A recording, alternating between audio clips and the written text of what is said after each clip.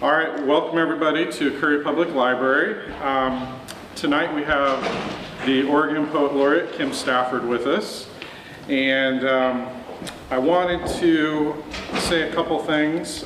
First of all, not only do we have Kim Stafford here with us, but this program is being provided by a number of organizations in the state of Oregon.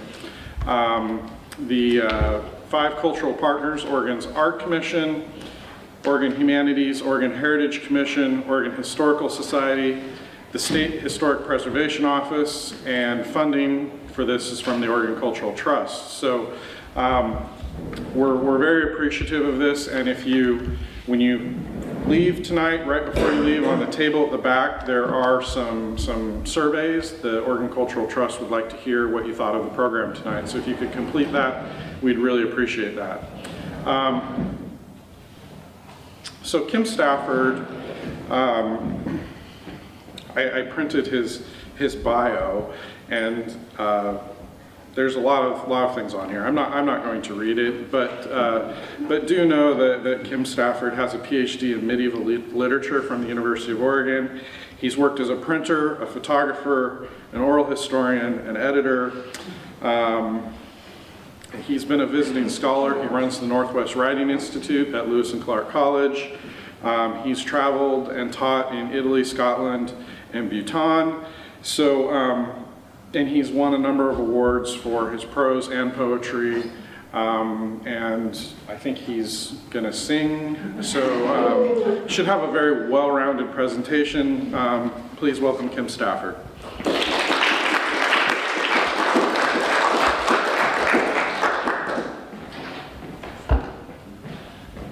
I've reached a land of rain and mud, where flowers and trees so early bud. I've reached a land, oh blessed day, for in Oregon it rains always. Oh Oregon, wet Oregon, as through thy rain and mud I run. I look above, behind, around, I watch the rain soak in the ground. Watch it rain and watch it pour, and wish it wouldn't rain anymore. A sweet perfume is on the breeze, it comes from fir and older trees, and all the leaves that bud and grow, and all the flowers that bloom and blow. Oh, Oregon girls, wet Oregon girls, with flashing eyes and soggy curls, they'll sing and dance both night and day, till some web footer comes their way. Meet you at the kitchen door saying, wipe your feet or come no more. Well, that poem, that song, that hymn, that anthem was composed by Anonymous, the greatest writer of all time, back before all this falderall, radios, internet, newspapers. You know, when the only music you heard was live music. Just imagine that. And you got your news from another human being, storyteller. And we made our own everything. You know, we made our own houses, made our own boats, made our own stories, lullabies, recipes, grew our own food, all those things. And poetry was part of that fabric of daily creation. You made this for yourself, for your family, for your neighbors, and if people liked it, they learned it, and it traveled beyond you. I want to live there, where we're making our own things and giving them away. Giving them away. So I want to start with a poem I've written for my travels as Poet Laureate to the corners. This is one of the far corners of Oregon, certainly. It's called All My Relations. I want to thank all my relations for this chance to be on earth in her time of flourishing. To thank the first people of this place for their sovereignty in long and continuing relations, still teaching us how we might be here together. To thank my mother and father, moon and sun, for setting me forth before their own passing on. I want to thank my grandmother who listened to me so eloquently. I learned to listen to my own heart and mind, to find stories and songs there. I want to thank my family and friends and all citizens and travelers who study and work for deeper kinship in this place with one another and with all creatures. One earth, visible, palpable, fragile, resonant, in need of our better stories. I want to thank you who have gathered to receive what I have carried here in hope that something I have may meet something you need, so all our relations may be strengthened for the life we live together. Amen. Amen. You know, that thing about something I have meeting something you need, I have to read an email I transcribed from one of my colleagues at Lewis and Clark up in Portland. Sharon, she is a stalwart. She is a hard worker. She's the one who helps the graduates get jobs. You know, without her, it would all be a game. And she works long hours. And she told me one day that both her parents and her husband's parents needed full-time care within 2 weeks. Everything changed. Everything changed. And so she sent me an email, and you know, with email I could see she'd written it at 2 in the morning. And this was her message. Kim, in the wee hours of the morning, it struck me I am in need of a poem. A prescription that would hearten my soul and give me strength to face these days. Do you have a favorite heartening poem you could recommend? Something that through humor or empathy or drawing on spirit brings a little light and hope? No worries if not. Sharon. Well, I stayed up all night to make a little book of poems for Sharon, you know. Because when you're a writer, when you're a human being, things come to you and you notice them and maybe you write them down, but then you don't know what to do. You know, what am I supposed to try to get this published? Am I supposed to staple it to a telephone pole? Am I, you know, I have a whole repertoire, by the way, of secret publishing. Secret publishing, and you know, you can put it in a bottle and throw it out to sea. You can leave it in the Xerox machine at the library. It's one of my favorites. Or you can go to the library. I probably shouldn't be saying this with Jeremy in the room. And just go to your favorite books and just put one of your poems in all your favorite books, so that people like you will come upon your poems. You know? Or go to the thrift store and in the pocket of every coat, put a poem, and maybe a dollar bill too, you know, have a good time. So this idea of poetry is not, you know, it's not in the realm of fame, success. I tell my students the greatest advantage in writing poetry is there's no money in it. So you're completely free. You don't have to write what people want, what people would buy. You get to write what you want to write, what a friend might need. You know, live in the gift economy. So I'll read one of the poems from. So I started making these little books. And over here on the table, see that hat there? It's a very important hat, because on the left is things that are for sale. And on the right is things that are free. Oh, pretty. So, you know, I have one of my dad's books there. I have a book of peace meditations by a friend of mine. I have some of these little books. Please take one. Free. First one's free. And so I've just made these little books, and I'll just read one poem from this. It's called Why Be Down? Things Are Looking Up. At evening, when I cast down my gaze along the line of debris my plans were broken to become, I feel my mind light dim as my spirit song descends. But when I walk before dawn, the moon tilts my body up to gaze, and my heart lifts, as when a singer climbs the scale or a bird ascends by the fluid magic of yearning. So, older, I become a hinge. I bow my head in prayer. I raise my arms in praise. How to be happy? It's all so simple. You know, I just thought that might help Sharon a little bit. Okay, one more. When this one was first written, it was called The Art of Forgiveness. I find I need to forgive myself often. You know, I could have done more. I could have saved my brother. I could have understood my mother. You know, these tasks that were given to you, and you struggled, you tried. And one time I was walking along, and through my mind, you know, writers, they eavesdrop on their minds.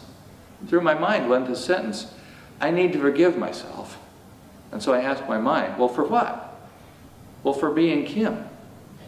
Well, what's wrong with that? Well, he struggles. There's so much he could do.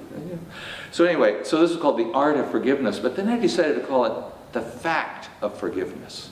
The Fact of Forgiveness. It is a given you have failed. So, by the way, I'm talking to me. I'm not talking to you. I'm talking to me. It is a given you have failed. It goes without saying you were hurt, and so you hurt some others. Of course, you alone could have saved someone or something. You did not. The midnight court of the sleepless mind has reached its verdict. Life sentence. Life will be long and hard, but also mysterious in how you are condemned to live by beauty all the same. Through the bars of your cell, you must watch the moon grow full and generous. A tune made for others will arrive at evening, smuggled into your mind as if for you. The world can't keep its treasures from you. No matter how little you deserve, you have it all. Moon, sun, sleeping, waiting, water, air, a bird dancing away out of sight, leaving the print of its flight and a filament of song for you. You know, you drive up to the library, oh, I'm doing this workshop, and there are the deer. Did I deserve that? No. But there it is. I'm condemned to live with beauty. Okay, time for another song, and you're going to help me with this one. Maybe some of you know the Alsea Girls. Do you know the song, the Alsea Girls? So this is from that same vintage, people making their own music. And I'll teach you the chorus, and you've got to come in on the chorus. Remember, this is still the 60s. I'll sing it once, and then we'll sing it together. Come, you Alsea girls, listen to my noise. Don't you marry those Oregon boys. Can you do that? Come, you Alsea girls, listen to my noise. Don't you marry those Oregon boys. If you do, your fortune it'll be Johnny Cake and Venison's all you'll see. So Johnny Cake, from what I understand, they're coming out in the covered wagon. They got their eggs bedded in the keg of flour. And if they hit a big jolt and one of those eggs break, they take out the shells, they stir up the egg and the flour, and they throw it in the pan. That's a Johnny Cake. So if you're living out in the woods, Johnny Cake and venison, that's about it. So let's do the whole chorus together, and then we'll do the song. Come, you Alsea girls, listen to my noise. Don't you marry those Oregon boys. If you do, your fortune it'll be Johnny Cake and venison's all you'll see. They take you to a side-hewed wall without any windows in it at all. Sandstone chimney and a puncheon floor, clapboard roof and a button door. So come, girls, come, listen to my noise. Don't you marry those Oregon boys. If you do, your fortune it'll be Johnny Cake and venison's all you'll see. Now when they go a-milking, they milk it in a gourd, hide it in a corner and strain it with a board. Some gets a little and some gets none. That's how things in the Oregon run. So come, girls, come, listen to my noise. Don't don't you marry those Oregon boys. If you do, your fortune it'll be Johnny cake and venison's all you'll see. And every night before you go to bed, they build up a fire as high as your head. Rake away the ashes and they'll throw a great big gob of old sourdough. Now come, girls, come, listen to my noise. Don't you marry those Oregon boys. If you do, your fortune it'll be Johnny cake and venison's all you'll see. Now the way the folk song works is you forget a verse. I know there's one more verse, but I don't know what it is, so I had to make up another one. To take you to a meadow that looks going, but we're going together. So I have this little poem called Not Nu Wisha, which is a Yakima Indian word, to care for something precious. You know, we're back to our verbs. To care for something precious. Not Nu Wisha. Young friend, be part of something like a bog. Every milk cow out standing on a log. Rain coming down and the rivers rise. Fish like hell and make up lies. Now come, girls, come, listen to my noise. Don't you marry those Oregon boys. If you do, your fortune it'll be Johnny cake and venison's all you'll see.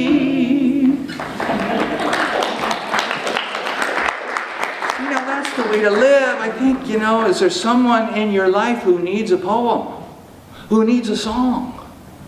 You know, we talked in the workshop today about the difference between a famous poem and an important poem. You know, we'll leave the famous poems to the real poets. The rest of us will write important poems for our friends. You know, console ourselves, help each other. Okay, so this is my love poem to the small towns of Oregon. Now, I know we're in the city of Gold Beach here. I wouldn't count this as a small town, but it's just called a Manifesto on Weakness. And I got this title, I started this idea because my dad said one time, you know, I don't trust people who feel a responsibility to support the arts. I like people who have a weakness for the arts. They just can't help themselves. You know? And I started thinking, you know, we brag about strength, independence, power, and so on. But what we're really here to do is to yield to our weaknesses, our affections, our loyalties. So a manifesto on weakness. I have a weakness for the little towns, especially in the early morning when first gold light touches sidewalk and storefront in Sayo, Malala, Yoncalla, Silver Lake and Nehalem, Imnaha, French Glen and Fields, and all along Klickitat Street in northeast Portland where the heron flies over. I have a weakness for the pluck of the Owyhee River, threading silver through the desert, for the John Day, Malheur, Santiam, Umpqua, Klamath, and Rogue. I have a weakness for the deep silence at Glass Butte, for the stone leaves aching out of the schoolyard at Fossil, for the concrete steps where the sawmill workers' houses are gone at Sutley, for the helpless geologic ravishing at the Painted Hills, for that empty cabin at Mount Vernon with its low roof room for a child. I have a weakness for starlight over the ghost town of Blitzen, for Hart Mountain, Fort Rock, Wagon Tire, for the petroglyphs left long ago, and for the Paiute people here today and tomorrow and tomorrow. In some sagging trailer on the mountain where the family left her way up the Siuslaw, I have a weakness for the oldest woman telling me her secrets simply because I am listening. I have a weakness for the water smooth and soft on Siltcoos Lake, and for the oldest tree out beside the bushwhack path of the Kalawash, for the moon rising over trouble unafraid. I have a weakness for the truck driver shading his eyes to gaze east at the Dalles before climbing into his rig to go. I have a weakness for the work of governing that comes to each of us, protecting a place, honoring a person, living by covenant with what is original and honorable and lasting. I have a weakness for the young boy or girl, Phoebe, who falls silent in the middle of the lesson, not because the answer is beyond her reach or beyond his grasp, but because the question recalls the huge complexity of the world. When the news is dark and my own spirit falters, I feel weak and afraid. But then it's morning. And I have a weakness for mornings. For my wife, our children, the tribe of our friends, and everyone. And I have a weakness for that impossible, inevitable work I don't yet know is mine. That's what we keep trying to find out. What is my work? What is that thing that, I could do many things. What is the thing that only I could do? Only I could do. A friend of mine has the proverb, only do what only you can do. What is it? That's the question, Only write what only you could write. To find what that is. What is my musical note? How does it work? Well, one thing I do is I wander around on the internet. I set out to look up something, and before I know it, I'm way off somewhere else. And I have no recollection of what I was trying to find, but I came across this list of Nez Perce verbs. And I can't pronounce the Nez Perce versions, but these were the verbs that were in sequence in a vocabulary. These verbs. To direct. Okay, maybe this is for you, Jeremy. So to direct. That's one verb. That's one way we can say this is what I do. To lead. You hear the difference between to direct, to lead? To lead by dragging. That's one way. To lead by going ahead. More honorable. To lead by going ahead. To lead by speaking. To lead astray by speaking. Very important distinction. And then finally, to lead myself astray by speaking. So, as a writer, I feel like I'm working those boundaries all the time. How can I lead by going ahead? How can I try something out? How can I make an interesting mistake? How can I inspire? How can I make available a story, consolation for my friend? And I want to read a poem by a child who only Vicki Lynn Smith could have written this. I think you'll see what I mean. This was 1978, Wallowa School, out in Northeast Oregon, 3rd grade. And I gave a writing prompt to the class. It was sort of pretty odd, but I was young. What was I doing? I didn't know. I said, what if you woke up and you were old? What would it be like? What would it look like? What would it sound like? And students were all like, never thought of that. And this is what she wrote. I said to the class, the best writing in class often results from assignments poorly understood. And you'll see that Vicki kind of strayed from that. So it's called I Was Old. God woke up and he heard a dinosaur. That's another version of old, right? God woke up and he heard a dinosaur, but he was old, and he said to myself, I love that. As teachers, we're supposed to correct, we don't say it that way, but God said to myself, I love that. And he said to myself, how come he am in the old day? How come? He don't know why. And then I died, and he died for a little while, and then he came out of my graveyard, and he went back to sleep, and he died again, and he woke up, and then he was young, and he loved to die young, and the end. And we had this whole epidemic of poems ending, and the end. I mean, once people heard that and said, that's beautiful, I want to end like that too, and the end. So any wisdom I may have as a teacher, I learned from people like Vicki Lynn Smith. I'm always quoting my students. I forgot to quote this one to the workshop today. One of my students said, when I get stuck writing, I tell myself, Nancy, you are writing a paraphrase of what you could write if you were smarter or had more time. So you're off the hook. It doesn't have to be perfect. Okay, now I have a little mini lecture in the middle of my poetry reading, and I don't know if it's a lecture, it's just sharing something that interests me. So I was reading, I can't remember what I was trying to look up, but I came across this site that described the Truth and Reconciliation Commission after apartheid in South Africa. After this horrific, chaotic, violent time. How can we reknit society so that people get along? And one of the things this commission decided, Desmond Tutu and others, there are 4 kinds of truth. I take this as a writer. First kind of truth, forensic truth. What happened? Not interested in opinions, not interested in someone's take on it. What happened? Who was there? Who was injured? Who witnessed? What is the address of the witness? Where was that person taken? Just the fact. So forensic truth. The next level, I think we could say, is personal truth. This is what happened to me. Like all those things happened to other people. This is what happened to me. And I would say most lyrical poetry is that. Personal truth. I went to the ocean, I had this experience. Third, community truth. This is what happened to us. I think just say you have a fire. There are the facts, How many firefighters went out? What happened? How many acres did it take till it was contained? We've got all these numbers, these facts. And then the next level, yeah, I was on the line. You wouldn't have believed what happened to me.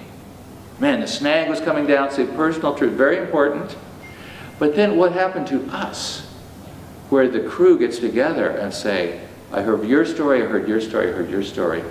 I guess this is what happened to us. So community truth is the third one. And then the fourth one, healing truth.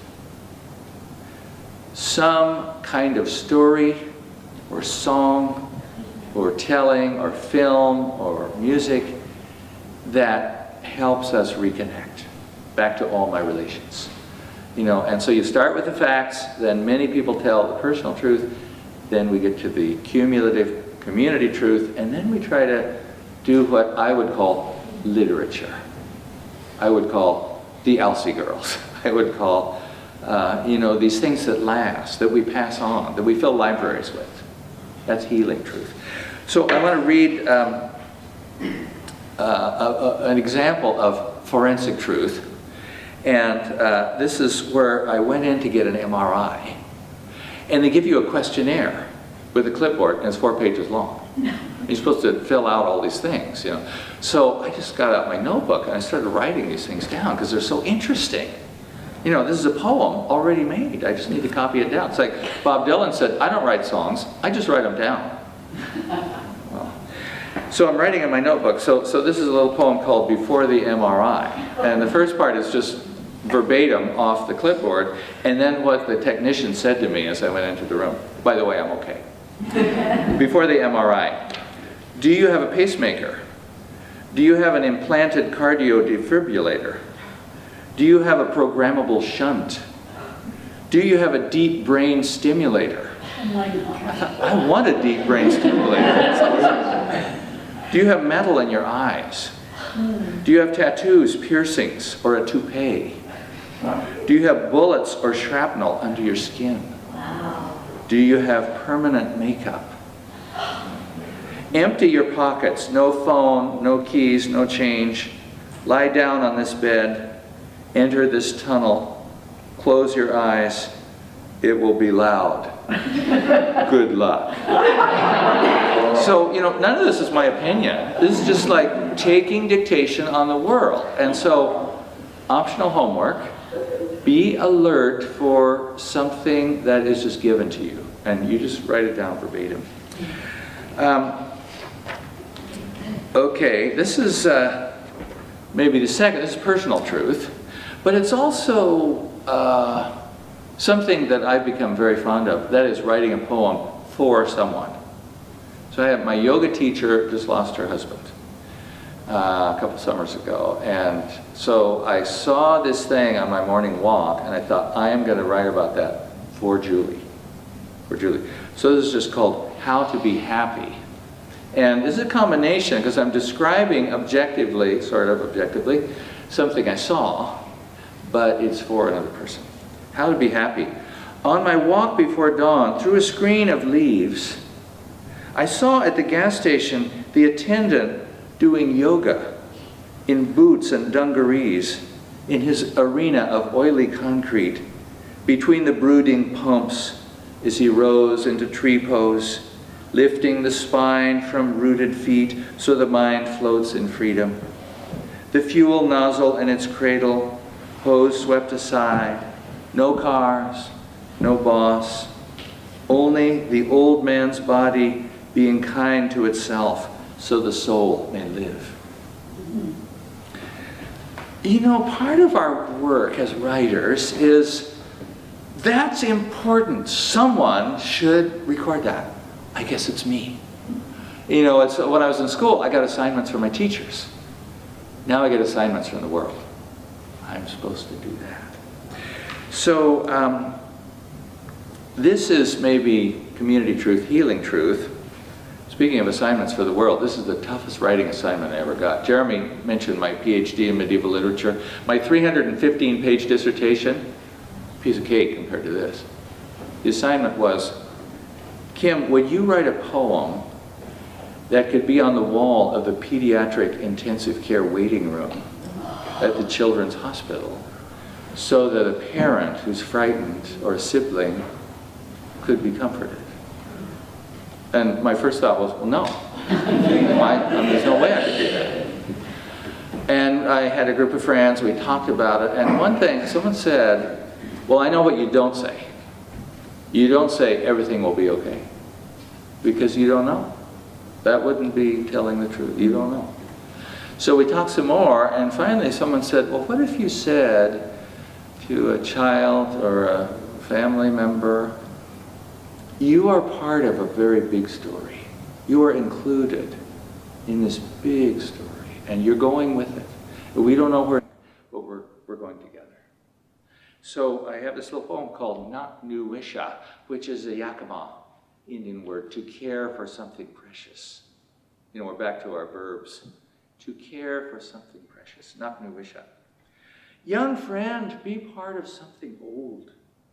Be home here in the great world where rain wants to be your coat, where forest wants to be your house, where frogs say your name and your name, where wee birds carry your wishes far, and sunlight reaches for your hand. Be home here. Be healed. Be with us all, young friend. So it's there in 6 languages. Chinese, Russian, Spanish, French. Well, I'm going to read one more poem, and then I want to have a little conversation, and then I'll end with a few other things. But this poem is, I mentioned my little notebook. We didn't really talk about this in the workshop, but for me, one of the keys for being a literary citizen is to have a notebook small enough to welcome small ideas. You know, my students gave me this hand-bound blank journal with marbled end sheets, and I have never had an idea worthy. I mean, it's empty. Like 20 years later, it's still empty. But this little character, this will accept anything, corny. Just little things like I'm driving up I-5, and, there are the signs, ryegrass, alfalfa, and then there's a sign, chicory. And so I just wrote down, Field of Chicory. I think that wants to be a song. Field of Chicory. Or, man walking past me shouts to no one, I swear I'm not crazy. I have a job. I don't do crack. Just write that down. Or we saw this one guy, he had 7 cups. He was sitting begging, had 7 cups with signs that said food, beer, wine, marijuana, heroin. So you could choose where you... I said, I can't make that up. I said, write that down. Anyway, in my little notebook, I was so troubled by the state of the world, all I could do was go pick blueberries. I just had to go to the blueberry field up in Corbett. And it's so beautiful. There are all these people from many cultures, many languages. You hear people talking, and everybody's in a good mood. We're all so different, but we're all doing this beautiful thing, and the children are picking together, and sneaking a few berries as they go. And this phrase just went through my mind, easy pickings. Easy pickings. So I put that in my notebook, and I don't know what that's going to be. But the next day, I ended up writing this poem. Again, this is sort of forensic. I'm describing what's there with a little extra. Easy pickings. It's easy to laugh in the blueberry field. Staccato plink and plunk as berries plummet into the pail. And you hear children banter in a dozen languages among the green rows. It's easy to forgive there, too, viewing old betrayals sweetly diminished by the honeyed crush of berries on your tongue. It's even possible to imagine peace between people who hated each other before their children met between these rows and asked one another, shall we pick together? Come pick with me, my enemy, my angry self. Come, split couple bickering over money. Come to the blueberry field, Palestine and Israel. Come bow and squint under the sun-splashed leaves. Come peer into these dark shadows for blue.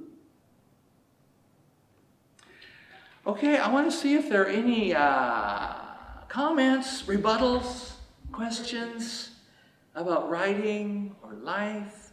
Yes, please. Well, I just wanted to let you know I was in Bandon today at a health food store, and a woman had attended your workshop. And she was really praising you. Oh. And she said you inspired her to write her own works, that her whole life she had published things, curriculum or this or that. And it was from that conversation that I thought, instead of going home and feeding my kids and taking a nap, I would come here. Wow, well, thank you. Will you thank her? Maybe you'll see her in the health food store. You're probably both regulars. I'm new. Yeah, okay, well, welcome. Thank I'm glad, thank you. Thank you. And I find that your innocence and paying attention to the weakness as the thing that's really the powerful thing to look to is helping me remember me. Yeah. So I can get back to writing again. Yes. Yeah. What's your name? Vicky. Vicky, yeah. Vicky, I have a friend who, she's very, should I be writing? Aren't there more important things I could do? And if I write something, should I publish it? Should I force it on the world? And, she's all caught up in this anguish. So a guru was coming to town, Homer, Alaska. This Buddhist was coming through. She thought, I'll make an appointment with the guru and ask. So she asked this guru, I have these things that come to me or that I notice and I feel, and I wonder, should I make things? Should I write them? And if I write them, should I make other people? And the guru said, Wendy, you are the mail carrier. Deliver the mail. The mail has come to you. You're carrying it. You must deliver the mail. And I just love thinking in that way, that, something has come to us that has not come to anyone else. And it's our duty, I'm sorry, but it's our duty to deliver it. Especially if there's someone in your life who needs a poem. I guarantee there is someone in your life who needs, it may be you, but to make something and then give it away. A friend of mine just said recently, in a democracy, we have two things. We have a vote and we have a voice. The vote, very important, but it's finite. It's numbered. The voice, infinitely expandable. So to tell a story, to console, to make a lullaby, to make a poem, to gentle yourself and those around you, that's part of our work as citizens. Thank you for your question. That was Yes. another thing I wanted to say to you, how much I appreciate it. When you said, kind of the way I interpret it is, do you the way no one else can do you. Yeah. I have a specialty area, and I kind of stopped and hesitated because so many people didn't believe what I can do, I really can do. Yeah. So up against the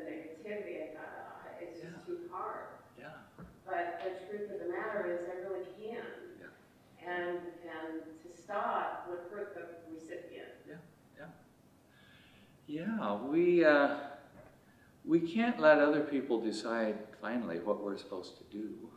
I mean, they're well-meaning, they're trying to help and guide, but there's something in us that must speak. One of the quotations in the workshop today was from the Gospel of St. Thomas. If you bring forth what is within you, what you bring forth will save you. If you do not bring forth what is within you, what you do not bring forth will destroy you. So you have this gift, you must bring it forth. Okay, all rise, sing a hymn. I'm sorry, I'm slipping into sermon mode here, but I believe there's a spiritual dimension to the creative life that is a gift economy that works seamlessly and in a supportive way with capitalism. It's no threat, but what comes to us to give away. Other questions, comments? Tim, on that line, Yeah. what was the Spanish quote? Oh yeah, good one. Yeah, we talked about how in Spain, according to one of my students, like I say, I learn everything from my students. She traveled in Spain and she learned that it is considered impolite when you meet someone for the first time to say, oh, what do you do? Because that's code for what is your class?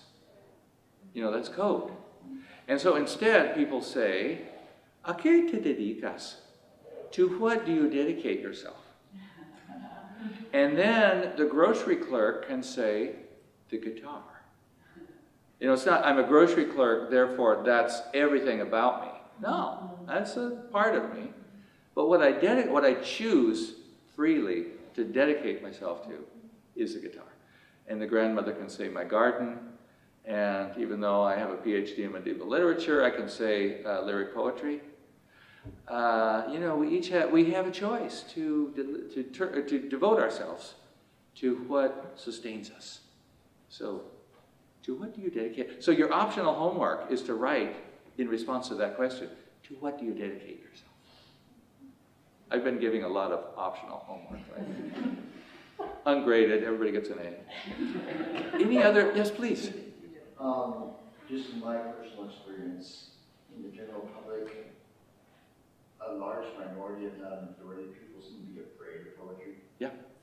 How do you deal with that? There's a great book.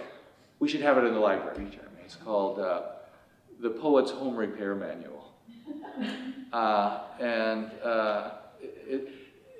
blocking out, who's the guy's name? Ted Kooser from Nebraska. Good Midwestern, And the Home Repair Manual, he explains that complex, difficult, abstract poetry requires critics to explain it. Therefore, critics say that it's the only real poetry. It's their bread and butter. But the rest of us can write poems that can be understood and that have a warm feeling and that are kind and plain spoken. And, that's fine. If those guys want to do that, that's great. But we don't have to do that. So, the president of my college just sent me an email saying, most poetry I read takes too much brain power and too much time. I like your poems because I can understand them. And I immediately liked him a lot myself. I would agree that a lot of poetry, it doesn't move me. And no offense to anyone. I mean, it's a free country. You can do what you want. But a poem that catches me, that teaches me something, that kind of honors my own experience rather than, like one of my professors said one time, I was reading a poem and I thought, this writer is brilliant. I can't understand anything he's saying. And then I thought, this writer is terrible. I can't understand anything he's saying. So that the plain spoken. Here's something that my father's teacher taught him in Iowa. Poetry is the most important poetry will occur at the intersection of the most ordinary experience and the most unusual imagination. So you start with, I was having a cup of coffee this morning, and then you just see how far that can go. So you don't need an adventurous life or exotic experiences to write interesting, engaging, surprising, winsome poetry. So that intersection, And my father, another thing he said was, when you hand a poem to a reader, it's like a cup of hot coffee, and it's polite to turn the handle toward the receiver. That is, to start with something familiar, friendly, ordinary, and then let the coffee come later. Thank you for that question. Any other questions? Do you have your daily writing? Oh, daily writing, that's right. So, right at the end of the workshop, when we were running out of time, I talked about this custom I have. I sort of picked it up from my dad. So when my dad died, his will included this one sentence: my literary executor will be my son Kim. Oh my God. The 62 boxes of paper, were coming, the 60 books, the 100,000 letters, the how many photographs, Jeremy? 16,000 negative, yeah, all this stuff coming at me, and I thought, how am I going to do this? Well, I struggled. I got help. I resented it for a while, and then I embraced, and it's an ongoing saga, like most family relations. And but I did glean out of my father. So we have these 22,000 pages of what he did every day, from the middle of World War II until the day he died. He would write the date on a piece of paper, and then he would often start with some sort of Dear Diary. Yesterday we did this, and I've been thinking about this, and he's writing before he's writing a poem. Very important. So the bar is low. Just getting the pen moving, getting, it's like you're puttering around in the kitchen before you really start doing it. So he would do that for a while, and then there'd be a pause. I imagine him just holding his pen. He was left-handed, so he'd probably just hold his pen. And then he'd have an idea. Somehow, out of that matrix of ordinary writing, he would draw a pattern, a question, and he would just write that idea as a single line. They weren't poems. They just sat there. Like one of them is, when the snake tried to go straight, it didn't get anywhere. Just like little jokes. Or, I'll be Pavlov, you be the dog. Or, it takes all kinds to make a world, but there's an oversupply of some. I mean, it's sort of catty sometimes. So he'd just write that, and then he would abandon that. That was kind of the hinge between the ordinary world and the world of the imagination, because then the fourth thing would be a poem. So I'll read you from today. So I'm in the Ireland's motel with my beloved, and I get up early, and so I write, 13 October 2018, Gold Beach. So, the date, the boring prose, the idea, the poem. So the boring prose, well, it's not that boring, I don't know, to me anyway. A blue sky drive down the Oregon coast, one of the great roads. Whales spouting and rolling south from Depot Bay, the corkscrew road at Perpetua, a mountain of alder logs at Coos Bay, a sign for a cougar sighting at the Humbug Mountain Trail, sunset at Arizona Beach, elk in the meadow. So you sort of listen. This is, these are the things that sort of pass through my consciousness without being noted. Now I'm noting them. And while I'm doing that, I come to this idea. A curious mind savors a winding road. So you're sort of stepping out of experience. What's a pattern? What's a piece of truth? Then Perrin and I stopped at Arizona Beach, where I kind of got obsessed with these calligraphic dried kelp. Somehow coming off the winding road and then coming up on this. So I'll read you two versions of the poem. This was the first version. Then I went back and asked myself, as we said in the workshop, what's not there? What's not there yet? So first version, sunset at Arizona Beach. Some homesick desert dweller must have named this place, where waves curl and drive against the sand, where the creek pools before its final run to the sea. Above the high tide line, we find a 20-foot run of kelp rope, once long and lithe in the deep, now pale and dry, in curl, spiral, figure eight, to map the changes we have lived. No straight path ever, but this knot of loss and luck and love. The sun sinks, flares, winks away. Our road goes winding on. So, kind of a love poem for my wife. Honoring this time, remembering. So when I went back to it, I thought, well, what's not there? Well, there's this one part that's kind of shorthand. The changes we have lived. Wait a minute, what are those? Shouldn't I go in and try to name this? So this is the later version, and I decided, Arizona never really got into the poem. Like, you probably know why it's named Arizona Beach. It just didn't get into the poem, and so I changed the title to Sunset North from Gold Beach. And I got more and more into this idea of, twisting. At the turnoff, the road kinks back on itself, finds a way under 101 to the dead end at the beach, where waves pound sand and the creek pools before surrendering to the sea.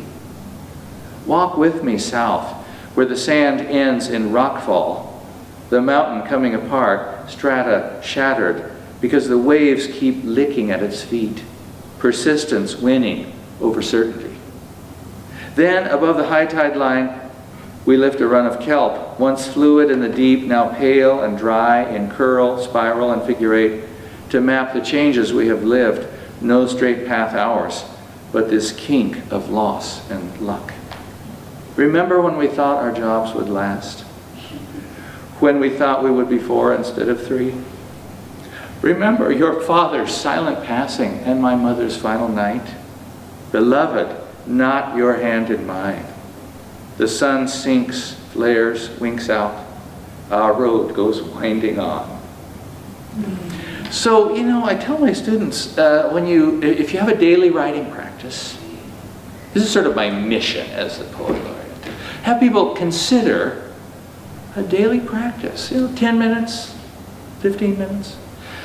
One of my students says, if you don't have 15 minutes to yourself in a day, what do you have? So I tell my students, with the writing practice, you may not write something of lasting value, but it will be a better day. Because before you're overwhelmed by email and the news and other people's expectation and your own to-do list, you have created something that comes out of yourself. And that's part of the democracy of the creative life. So, let's see. I think I'll just end with a poem. This is another piece of optional homework. Go to rhymezone.com and you can type in a word and it'll give you everything that rhymes. And this is really cheating. But so every once in a while I like to do that and just then sprinkle rhymes into the poem. Not just at the ends of the lines, everywhere. And just to have fun. So this is my anthem for the creative life. It's called I Am the Seed. Every chance I get, any place I fit, in ravine or pit, in a cleft of grit, my husk I split by ancient wit, I am the seed. I fell to the ground without a sound, by rainfall drowned, by sunlight found, by luck profound. I am the seed. After bout of grief, after fiery thief, though life is brief, I sprout relief with tiny leaf beyond belief. I am the seed. I am the seed. Tell me your need, your hunger, I'll feed. Any trouble you're in, I will begin, for I am the seed. Up I rise to seek the prize from all that dies, small and wise, before your eyes. I am the seed. Thank you, my friends.